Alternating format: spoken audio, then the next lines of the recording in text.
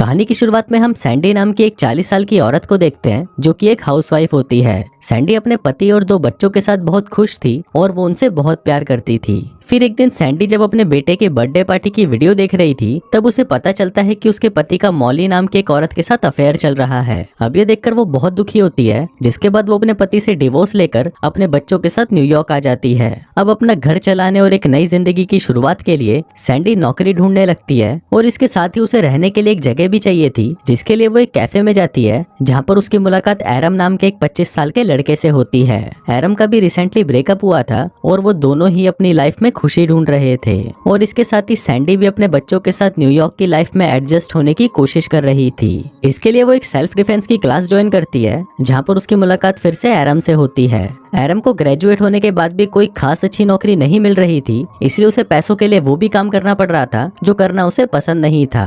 तभी उस क्लास की टीचर सैंडी को अपना सारा गुस्सा एरम पर निकालने को कहती है, जिस पर एरम भी अपने पति की हरकतों को याद करके अपना सारा गुस्सा उस पर निकाल देती है। पहले तो वो उसे गंदी गंदी गालियां देती है और फिर वो उसे कुत्ते की तरह मारना शुरू कर देती है। इसके बाद अगले दिन सैंडी एरम से कल की हरकतों के लिए माफी मांगती है और उससे पूछती है कि क्या वो उसके बच्चों का बेबी सिटर बन सकता है, जिस पर एरम भी उसे हाँ बोल देता है। फिर उस रात जब एरम बेबी सिटर के लिए सैंडी के घर पर आता है तब उसे पता चलता है कि सैंडी के बच्चे बहुत अजीब हैं। फिर सैंडी उसे वहीं छोड़कर एक आदमी के साथ डेट पर चली जाती है, पर वो आदमी तो एक नंबर का गधा था और वो सैंडी के साथ काफी अजीब हरकतें कर रहा था, जिससे वो उसके साथ कंफर्टेबल नहीं हो पाती। वहीं घर पर एरम धीरे धीरे सैंडी के बच्चों का दोस्त बन गया था, पर दूसरी तरफ वो आदमी तो सैंडी के साथ और भी अजीब हरकतें कर रहा था।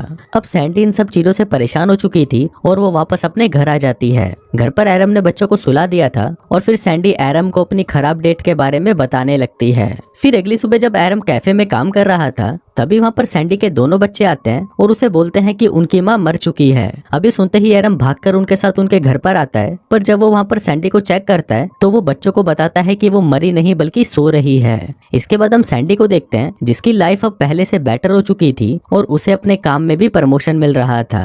अब क्योंकि सैंडी का काम भी बढ़ रहा था इसलिए वो एरम को परमानेंट बेबी सिटर की जॉब ऑफर करती है, पर उसके इस काम से एरम के मॉम डैड बिल्कुल भी खुश नहीं थे, क्योंकि एरम ने एक अच्छे कॉलेज से ग्रेजुएशन की थी और वो नहीं चाहते थे कि एरम बेबी सिटर वाली जॉब करे। इसलिए उनके कहने पर एरम बेबी सिटिंग के साथ साथ एक बड़ी कंपनी में जॉब भी ढूंढने लगा।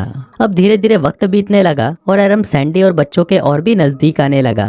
वहीं सैंडी के दोस्त भी समझ जाते हैं कि सैंडी अब एरम को पसंद करने लगी है। दूसरी तरफ एरम को भी अब दूसरी लड़कियों में कोई इंटरेस्ट नहीं था और उसे भी सिर्फ सैंडी और उसके बच्चों के साथ ही रहना पसंद था।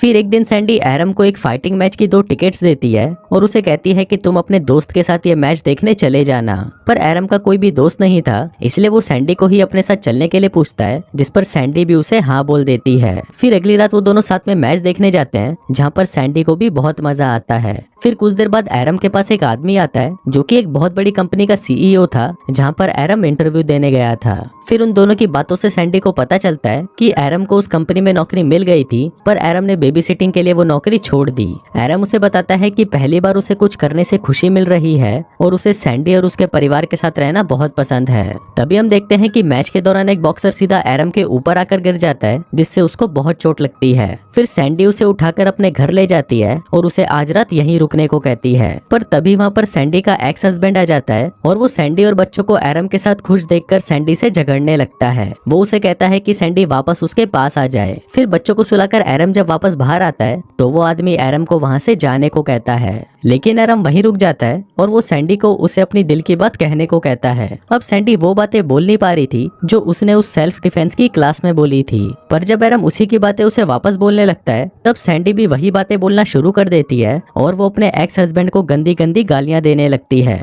सैंडी ने अपने हस्बैंड को वो सारी बातें बोल दी थी जो कई सालों से उसके दिल में थी। फिर अपने पति को वहाँ से भगाने के बाद सैंडी एरम को कहती है कि कल वो उसे अपने साथ डेट पर ले जा रही है। फिर अगले दिन जब एरम अपने दोस्त को बताता है कि वो सैंडी के साथ डेट पर जा रहा है तो उसके दोस्त को ये सुनकर बहुत बुरा लगता है, क्योंकि उसी रात उसका एक स्टेज परफॉर्मेंस था और वो चाहता था कि एरम भी उसे देखने आए। अब एरम अपने दोस्त को नाराज नहीं कर सकता था, इसलिए वो शाम को सैंडी के साथ उसका शो देखने के लिए आता है। फिर शो खत्म होने के बाद वो सैंडी को अपने साथ एक पार्टी में ले जाता है, जहाँ पर वो दोनों एक दूसरे के करीब आने लगते लगते हैं। पर तभी एरम को वहाँ पर उसकी एक्स गर्लफ्रेंड मिलती है और वो उसे कहती है कि वो उसके पास वापस आना चाहती है, पर एरम उसे इग्नोर कर देता है और वापस सैंडी के पास चला जाता है। पार्टी खत्म होने के बाद वो दोनों घर पर आते हैं और साथ में इंटीमेट होने लगते हैं, पर तभी वहाँ पर सैंडी का बेटा उन्हें मजे करते हुए देख लेता है, जिसके बाद अगले दिन एरम खुद ही सैंडी के दोनों बच्चों को उसके और सैंडी के रिलेशनशिप के बारे में बता देता है। दूसरी तरफ सैंडी भी अपने दोस्तों को अपने रिलेशनशिप के बारे में बता देती है कि उसे अपने बच्चों के बेबी सीटर से ही प्यार हो गया। फिर अगले दिन एरम सैंडी को अपने मॉम डैड से मिलवाने के लिए उनके घर लेकर आता है, पर वहाँ पर सैंडी एरम की मॉम की हरकतों से समझ जाती है कि उसकी मॉम को उन दोनों का रिलेशन पसंद नहीं है।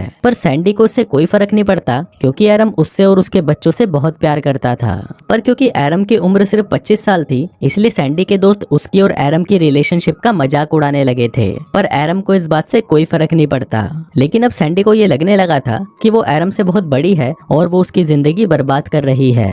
फिर एक दिन ऑफिस में काम करते हुए सैंडी को बहुत ही अजीब फील होने लगता है और तब उसे पता चलता है कि वो प्रेग्नेंट है। फिर रात को सैंडी इस बारे में एरम को बताती है, जिसको सुनकर पहले तो एरम घबरा जाता है, पर फिर बाद में वो सैंडी को कहता है कि वो भी यही चाहता है कि सैंडी और एरम हमेशा साथ में रहें। फिर अगले दिन जब वो दोनों डॉक्टर के पास जाते हैं तो डॉक्टर उन्हें बताता है कि सैंडी प्रेग्नेंट तो है, पर वो इस बच्चे को जन्म नहीं दे पाएगी क्योंकि उसकी उम्र बहुत ज्यादा है। अभी सुनकर सैंडी परेशान हो जाती है और बाहर आकर वो एरम से झगड़ने लगती है। झगड़े के दौरान वो एरम से कहती है कि उनका साथ में रहना सही नहीं है क्योंकि वो उससे 15 साल बड़ी है और उनका रिलेशनशिप आगे नहीं चल सकता। अब क्योंकि उन दोनों का साथ में कोई फ्यूचर नहीं है, इसलिए वो दोनों अब साथ में नहीं रह सकते और ये बोलकर सैंडी वहाँ से चली जाती है। अब इसके बाद वो दोनों अलग हो जाते हैं और एरम अपनी बेबी सिटिंग की जॉब छोड़कर ट्रैवल करने के लिए दूसरे देशों में चला जाता है। लेकिन एरम अलग अलग देशों में घूमने के बाद भी सैंडी और उसके बच्चों को ही याद कर रहा था।